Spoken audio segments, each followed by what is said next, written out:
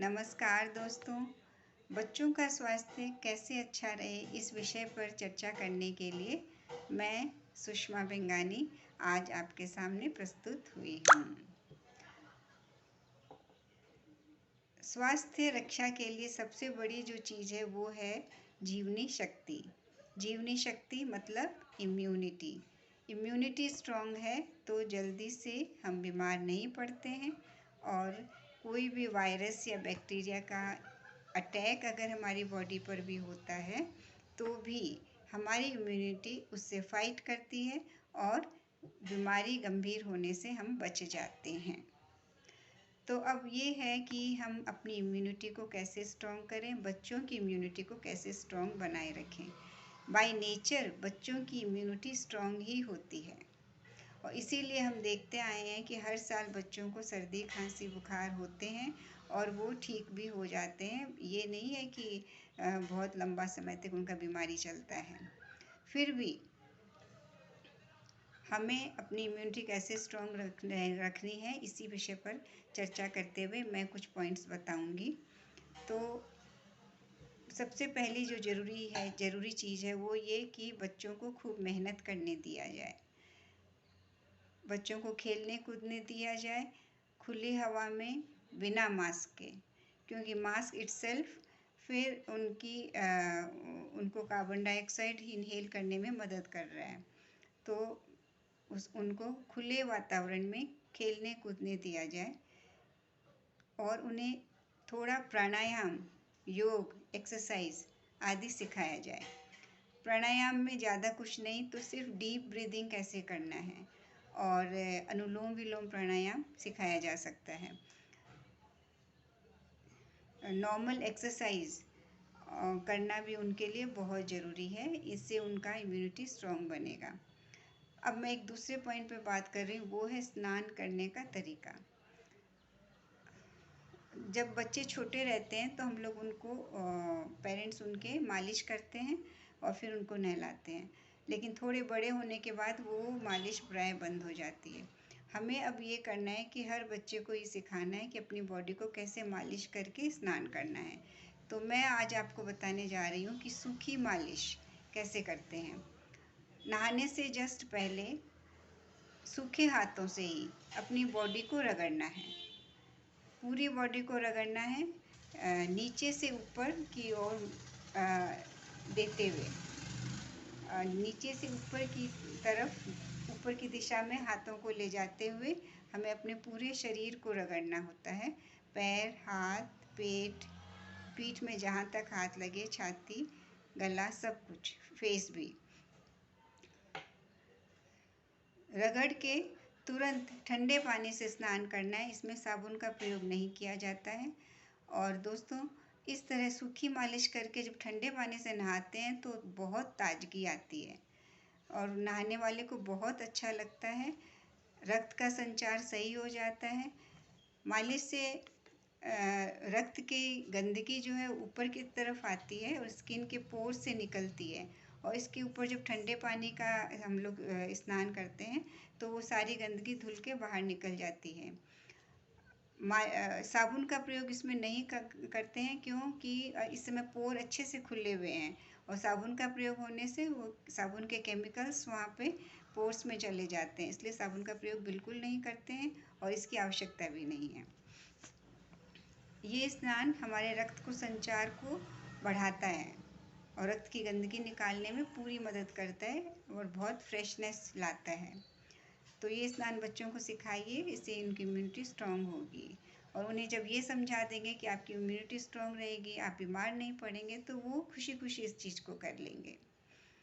ये हुई एक बात। अब मैं दूसरा बात बता रही हूँ, वो है पानी पीने का तरीका।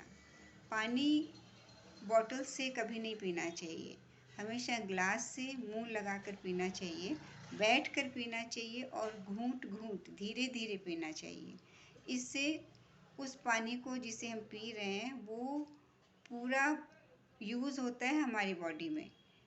हमारी बॉडी के जो ऑर्गन्स हैं उस पानी को अच्छी तरह से एब्जॉर्ब करते हैं और फूड के साथ में पूरा घुल मिल कर उसका सही दिशा में आगे बढ़ने में मदद मिलता है।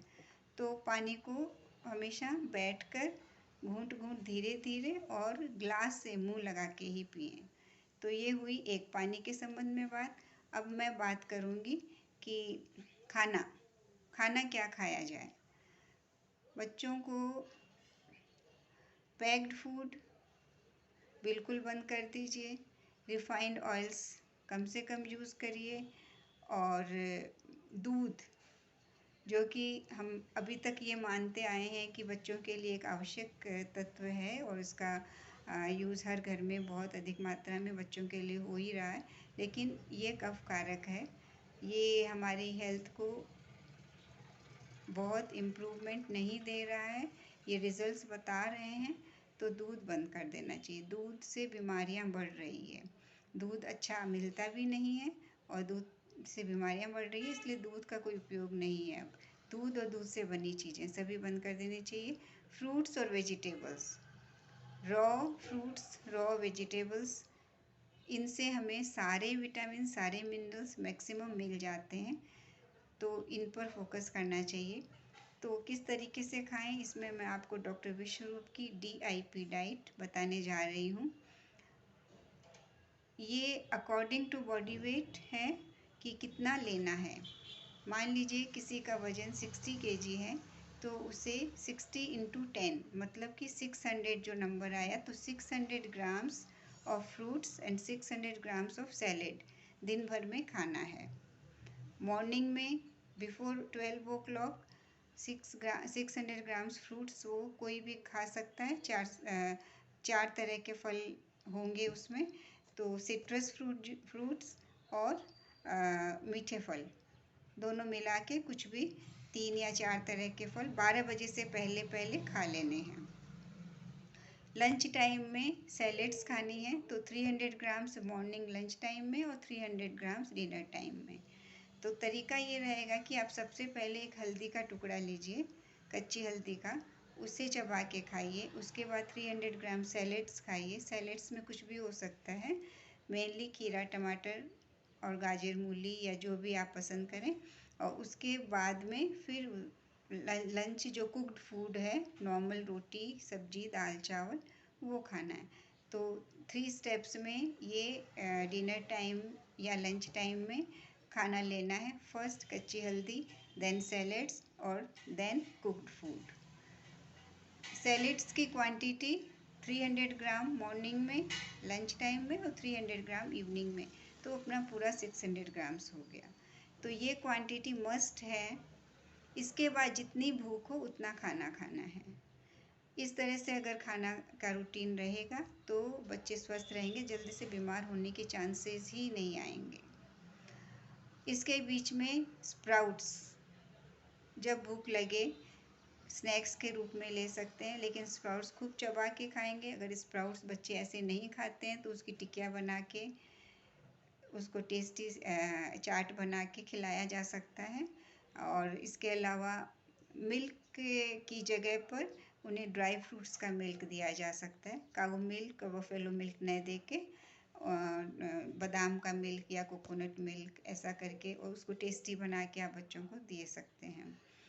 तो इस तरह का डाइट रहने से बच्चे वाकई में जल्दी बीमार नहीं पड़ेंगे। आप खुद फील करेंगे, आप इसे आजमा के देखिए। अब है कि बाई चांस बच्चे बीमार हो ही जाते हैं, सर्दी, खांसी, बुखार, तो मैं उसके कुछ उपाय बता रही हूँ। नाक में पानी बह रहा है, सर्दी लग गई है, सबसे पहले उसका सर धो दीजिए ये ठंडे पानी से। ये वाला जो पोर्शन है इसको बेसिन में ठंडे पानी से इतना पोर्शन धो दीजिए, 1 मग, 2 मग, 3 मग पानी से, और धो के तुरंत सूखे मोटे टॉवल से उसको कवर करके पोंछ दीजिए अच्छे से। बाहर की हवा नहीं लगे, पंखा उस समय बंद रहे ताकि उसे हवा नहीं लगे। ऐसा पोंछने के बाद में फिर उसे एक सूखे टॉवल से वापस ढक दीजिए और 10 मिनट तक ढका रहने दीजिए ताकि वो अंदर ही अंदर सूख जाए। यहाँ से माथा ठंडा होने से सर्दी जो है आपकी वो बह के नीचे से निकल जाएगी, या नीचे उतर जाएगी या नाक से बह के निकल जाएगी, आपको परेशान नहीं करेगी।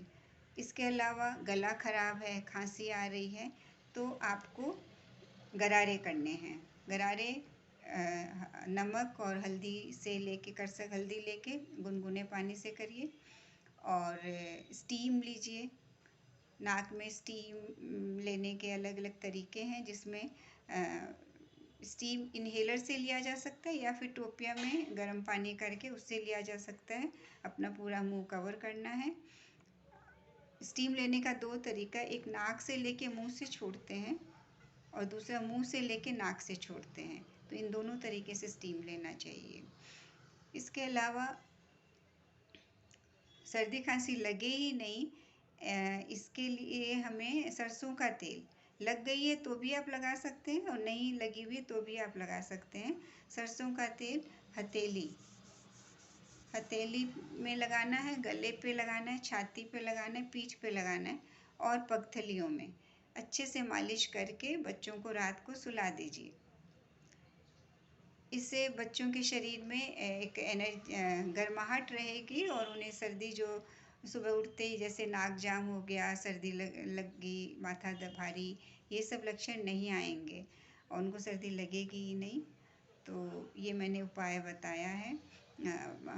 नाक में अगर इरिटेशन है और है तो हथेली पर सरसों तेल लेके इसको ऐसे ऐसे मालिश करिए और ज़ोर से सूंघ लीजिए।